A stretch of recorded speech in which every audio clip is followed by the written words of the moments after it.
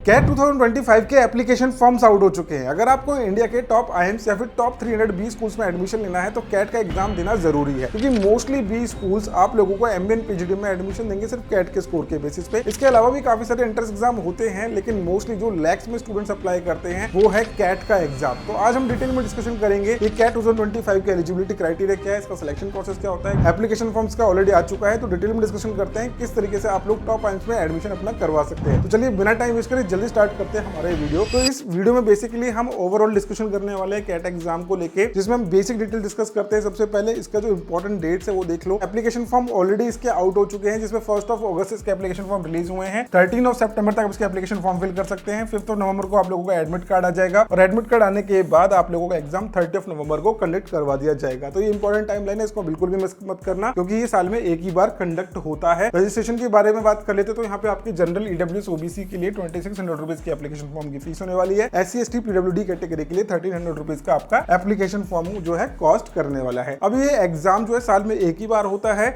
और एक ही अटेम्प्ट मिलता है आप लोगों को। तो अगर आप इंडिया के टॉप 20 स्कूल्स को टारगेट कर रहे हो और आपका सपना है कि मैं आईएम्स में पढ़ाई करूं या फिर एफएमएस में पढ़ाई करूं और ऐसे तमाम जितने भी टॉप 20 स्कूल्स हैं, अगर आप इनमें एडमिशन लेना चाहते हैं तो मेक श्योर कि इस एंट्रेंस एग्जाम को बिल्कुल भी स्किप मत करना और अच्छे से इसकी प्रिपरेशन कर लेना। अब बढ़ते हैं आगे, इसके एलिजिबिलिटी क्राइटेरिया के बारे में डिस्कस कर लेते हैं। तो यहाँ पे आपकी 50% आपकी ग्रेजुएशन में होनी चाहिए या फिर इक्विवेलेंट सीजीपीए आप लोगों की होनी चाहिए। एससी एसटी पीडब्ल्यूडी कैंडिडेट्स के लिए 45% पे भी आप एलिजिबल हो जाते हैं एडमिशन के लिए। फाइनल ईयर के स्टूडेंट्स या फिर जिनका रिजल्ट अभी पेंडिंग है, आना बाकी है, वो स्टूडेंट भी यहाँ पे एडमिशन के लिए अप्लाई कर सकते हैं। बट आपको एक स्पेसिफिक डेट दी जाती है, उससे पहले आपको अपनी ग्रेजुएशन की डिग्री जो है सबमिट करनी होती है। तो फाइनल ईयर का स्टूडेंट भी एलिजिबल है, रिजल्ट अवेटेड भी एलिजिबल है। 50% आपकी ग्रेजुएशन में जनरल कैंडिडेट के लिए होनी चाहिए। एग्जाम के फॉर्मेट के बारे में बात कर लेते तो कंप्यूटर बेस्ड टेस्ट रहेगा, आपका सीबीटी मोड होता है। 120 मिनट्स ड्यूरेशन होगी एग्जाम की, तो कह सकते हैं कि एक तरीके से 2 घंटे का एग्जाम है आपका। 40 मिनट आप लोगों को पर सेक्शन मिलेंगे, कुल मिला के 3 सेक्शन आपके यहाँ पे कनेक्ट होते हैं। अब समझते हैं एग्जामिनेशन के फॉर्मेट को और इसके पैटर्न मार्किंग स्कीम को। देखिए एग्जाम आप लोगों को कंप्यूटर बेस्ड टेस्ट होता है,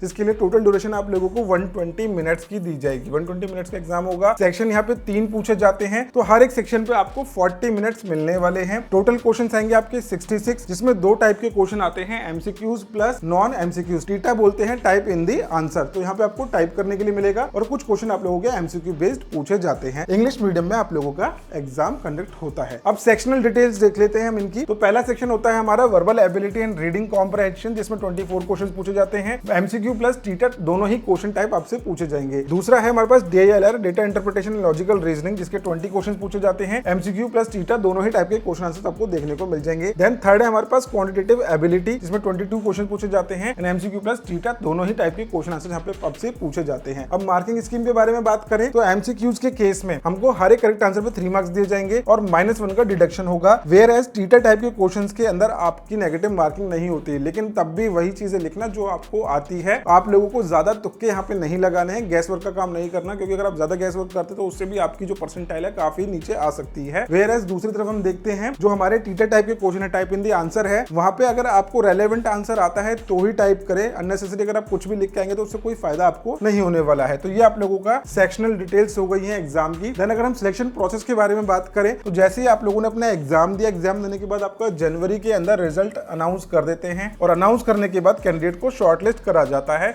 और जितने भी शॉर्टलिस्टेड कैंडिडेट्स होते हैं उनके नेम आईएम्स की वेबसाइट पे डिस्प्ले कर दिए जाते हैं। अब उसके बाद क्या होते हैं, आप लोगों का पर्सनल इंटरव्यू, ग्रुप डिस्कशन, जो भी प्रोसीजर है वो हर एक आईएम का अलग अलग होता है। आपका जो रिटन एबिलिटी टेस्ट है वो कंडक्ट हो चुका है, बट इसके अलावा जो पैरामीटर्स होते हैं जो कि शॉर्ट लिस्टिंग के एक पैरामीटर्स में आते हैं, वो अलग अलग होते हैं हर एक वेबसाइट पे और हर एक आईएम की अलग अलग पॉलिसी हो सकती है। यहाँ पे मैंने कुछ आईएम्स का एग्जांपल आपको देके समझाने की कोशिश करी है कि आपका रिटन एबिलिटी टेस्ट तो है, लेकिन साथ में आपका personal interview, academic diversity, experience, हर चीज का अलग अलग फैक्टर जो है देखा जाता है। हर एक आईएम का अलग अलग प्रोसीजर होता है। तो जिस भी आईएम में आप अप्लाई कर रहे हो उसकी वेबसाइट पे जाके उसका सिलेक्शन प्रोसीजर को जरूर जाके अच्छे से देख लेना। अब आगे बात करते हैं कि कितना टाइम आपको उसकी प्रिपरेशन करने के लिए चाहिए। तो ये डिपेंड करता है कि आपका बैकग्राउंड कैसा है। मोस्टली जो इंजीनियरिंग स्टूडेंट्स होते हैं वो इस एग्जाम में अच्छा स्कोर करके आते हैं, क्योंकि उनके कैलकुलेटिव पार्ट थोड़ा अच्छा होता है, एलआर थोड़ा अच्छा होता है। बट जो कॉमर्स बैकग्राउंड के स्टूडेंट है वो यहाँ पे काफी अच्छा कर सकते हैं अगर आप एक सही टाइम पे अपनी प्रिपरेशन अपनी स्टार्ट करते हैं। तो एग्जाम से 3 से 4 महीने पहले आप लोगों को अपनी प्रिपरेशन स्टार्ट कर देनी चाहिए। कह सकते तरीके से सितंबर एक राइट टाइम है प्रिपरेशन स्टार्ट करने का। बाकी डिपेंड करता है कि आप कितना ज्यादा फोकस्ड है कि आपने ड्रॉप लिया है। अगर आपने ड्रॉप लिया तो भी स्टार्टिंग से प्रिपरेशन करो। अगर आपने ड्रॉप नहीं लिया, फाइनल ईयर में हो, तो सितंबर एक राइट टाइम है प्रिपरेशन करने का। उससे लेट करोगे तो आपको आगे जाके प्रॉब्लम हो सकती है। अब स्टडी प्लान आपका कैसा होना चाहिए, इसके लिए आपको सेक्शनल प्रिपरेशन करनी है। देन उसके बाद आपको हर एक हफ्ते में, इनिशियली जब आप पहले और दूसरे महीने में हैं, तो आपको 2 से 3 मॉक टेस्ट वीकली लगाने हैं। और जैसे आपका एग्जाम पास आ जाए इन अ मंथ ऑफ अक्टूबर, कह सकते हैं कि आप लोगों को वीकली 3 to 4 मॉक टेस्ट अपने बढ़ा देने हैं, ताकि आप लोगों की प्रैक्टिस अच्छी हो सके, आपकी स्पीड बढ़ सके और आपकी एक्यूरेसी बढ़ सके। क्योंकि ये एग्जाम कंप्यूटर बेस्ड टेस्ट है, 120 मिनट्स की ड्यूरेशन फिक्स करी गई है और हर एक सेक्शन पे भी टाइम ड्यूरेशन दी गई है। तो यहाँ पे आपको टाइम के ऊपर अच्छा खासा ध्यान देना है, ताकि आप लोग गिवन टाइम पीरियड में सभी क्वेश्चंस को अच्छे से अटेम्प्ट कर पाए। ऐसा ना हो कि आप एग्जाम करने बैठे और एक ही सेक्शन में सारा का सारा टाइम आपने वेस्ट कर दिया, तो इससे आपको आगे प्रॉब्लम हो सकती है। अब इसकी प्रिपरेशन कैसे करें? प्रिपरेशन आप खुद से भी कर सकते हैं। हमारे काफी सारे ऐसे नॉन स्टूडेंट्स हैं जिन्होंने यूट्यूब से पढ़ के ही अपनी प्रिपरेशन करी। कुछ स्टूडेंट्स कोचिंग इंस्टीट्यूट्स को प्रेफर करते हैं, जिनको इनिशियली लगता है कि मैं बिना